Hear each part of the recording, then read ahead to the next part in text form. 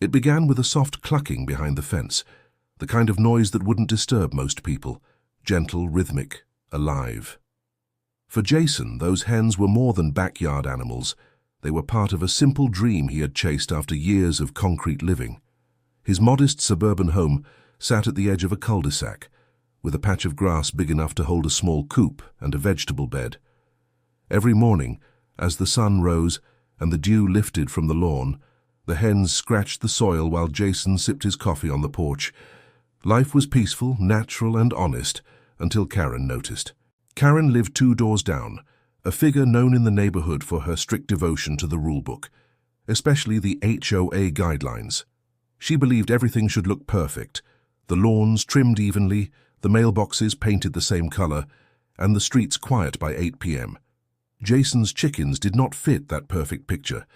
Their occasional clucks became, in her mind, an unbearable disturbance.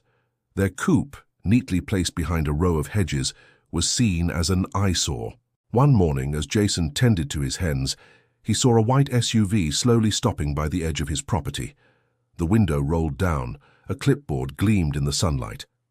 Within days, a formal notice appeared on his door.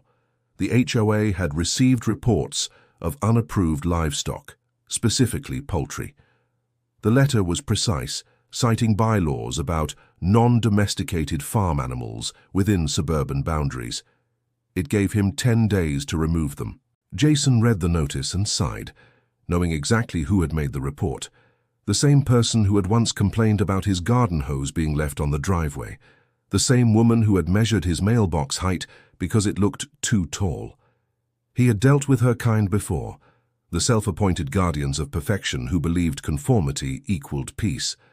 But the chickens stayed. Over the next few days, the neighborhood's energy shifted. Some people seemed amused, whispering about the chicken man at the mailbox. Others avoided eye contact, afraid of being caught in the HOA's next crusade. Karen, however, grew more restless. Her morning jogs now included deliberate pauses by Jason's fence, her phone angled discreetly toward the coop, snapping photos. Jason kept his composure. The hens clucked, laid eggs, and lived quietly, oblivious to the storm brewing beyond the fence. By the end of the week, another letter arrived, this one more severe. The HOA demanded immediate removal and threatened daily fines. Jason knew this wasn't just about chickens anymore. It was about control. Karen had found her new mission, and the HOA was her weapon. He didn't react rashly. Instead, he gathered information, the local codes, the bylaws, the small details in the HOA charter. And there, buried in an outdated clause, he found something interesting, a section allowing educational or therapeutic use of animals within residential lots, subject to board review. It wasn't much, but it was a loophole, one he could use. He prepared a response, attaching veterinary papers, environmental data, and a note explaining the educational benefits of backyard poultry. It was methodical, calm, and rooted in reason. When the HOA called an emergency meeting to discuss the complaint, Jason attended, sitting silently in the back, listening as Karen voiced her outrage to anyone who would listen. What she didn't expect was for the board to take his argument seriously. They tabled the issue, deciding to review further. That small pause was his first victory, and as he left that evening, the hens still clucked peacefully behind the fence. Karen, however, was not done. She never was. Weeks passed, and tension thickened across the cul-de-sac like summer humidity. Jason kept tending to his hens, documenting everything, from noise levels to cleanliness. His coop remained spotless, his yard trimmed, and his patience intact. The HOA board remained silent, their review dragging on, and Karen's frustration grew louder. The neighborhood began to split subtly. Some residents supported Jason quietly, admiring his calm defiance. Others sided with Karen, fearful of setting a precedent that could ruin property values.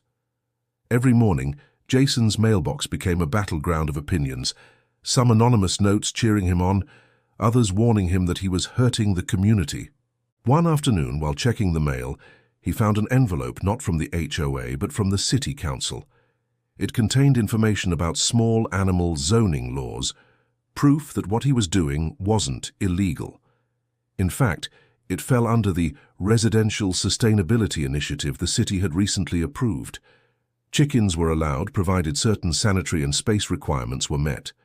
Jason submitted the document to the HOA, neatly stapled with his previous paperwork. He didn't gloat, didn't brag. He simply followed the process. But his quiet professionalism only made Karen angrier. Her behavior became obsessive. She filmed him tending to the coop, called animal control twice, both visits found no violations, and even circulated a petition demanding the immediate removal of all livestock. Yet her petition backfired. Many neighbors refused to sign, tired of her constant policing. Then came the HOA board meeting that would change everything. Jason attended once again, sitting in the same spot, patient and calm. The board reviewed his documents. The zoning law was clear. The chickens were legal. And in a twist that no one expected, the board not only agreed to let him keep them, they encouraged him to expand his sustainability setup as part of a community initiative. Karen's face turned pale that night. The board's decision was final. Over the following days, Jason began planning improvements. He installed a new fence, added compost bins, and planted fruit trees. The once ordinary yard became a model of efficiency and eco-conscious living. But what came next was almost poetic. A friend of his who ran a local therapy program asked if Jason could host a small goat as part of a children's petting and learning activity. It was temporary, entirely legal, and backed by a written agreement under the therapeutic use clause. When the small white goat arrived, playful, quiet, harmless, Jason smiled, knowing exactly who would see it first. Karen's scream could be heard halfway down the street that morning.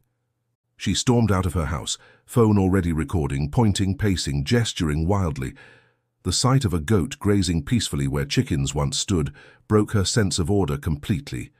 Within a day, another HOA complaint was filed, this time with even more urgency. But when the board reviewed it, they found everything in compliance. The goat was legal, registered under a local program, and temporary. Karen had lost control. The quiet satisfaction that followed was almost cinematic. Neighbors began stopping by Jason's yard with their kids, smiling at the goat, asking questions about sustainability. The place became a symbol of gentle rebellion, a stand against unnecessary control. By the end of the month, Jason's home wasn't just peaceful again, it was thriving. But as he soon discovered, Karen wasn't ready to fade quietly. She had one last card to play. Summer deepened, and the cul-de-sac shimmered under golden light. Jason's property, once ordinary, had become a community attraction.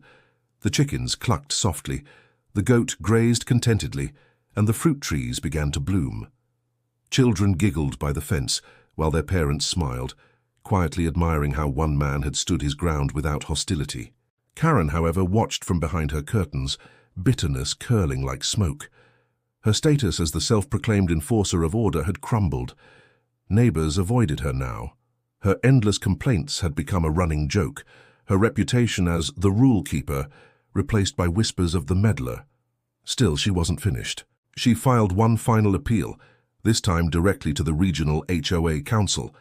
Her argument was that Jason's property violated the aesthetic harmony of the neighborhood. She attached photos, timelines, and even edited clips showing the goat, intentionally zoomed to make it look disruptive. But the council, after a formal inspection, didn't side with her. In fact, they noticed something she hadn't expected: her own backyard shed. It was built years ago without a permit and extended slightly into the setback zone, a technical violation. Within weeks, Karen received her own notice. The irony was sharp. The very rules she had weaponized were now turned on her. She pleaded, protested, and appealed, but the process was unforgiving. The shed had to be moved or dismantled. Jason didn't celebrate outwardly, but everyone in the neighborhood knew. Word spread fast, and for once laughter replaced tension. People waved to Jason openly now, their smiles easy.